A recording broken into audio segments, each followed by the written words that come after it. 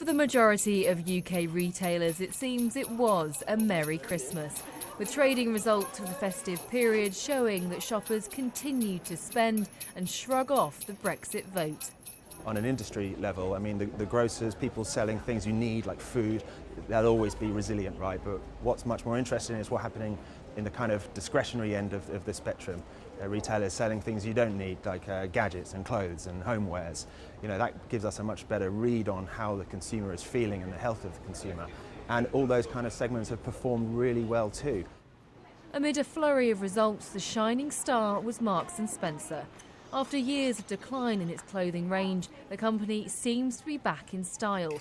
A 2.3% increase in like-for-like sales, not only its first quarterly growth in 2 years, but was also way above expectations.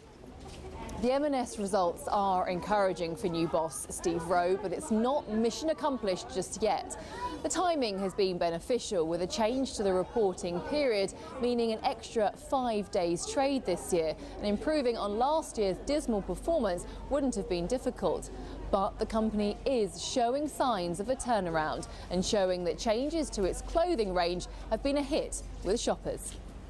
John Lewis, often regarded as a bellwether for the high street, also reported strong sales, up almost 3% at both Waitrose and at the department store.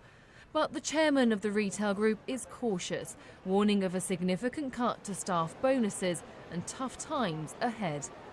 What we're saying is, look, the outlook is uncertain, and in particular, the weakness of sterling is a sort of the dog that hasn't really barked, I think, in the UK, but is probably going to in the year ahead, and it's uncertain as to how where that'll happen. And in that situation, we are determined to have the firepower to invest in making sure that the partnership, Waitrose and John Lewis, are successful in the future. Anything else we can help you today, John Lewis? No, that's fine. Retailers are not only feeling the pressure from rising prices caused by the weaker pound, but also the contribution of online sales to growth, with businesses like ASOS and Very seizing the opportunity and profiting. Retailers that have a strong store estate and leverage digital, leverage their online retail strategy to boost overall sales, they're going to do very well. The so-called Super Thursday brought good tidings to the big retailers in the UK, but it comes with warnings that the year ahead might not be as cheerful.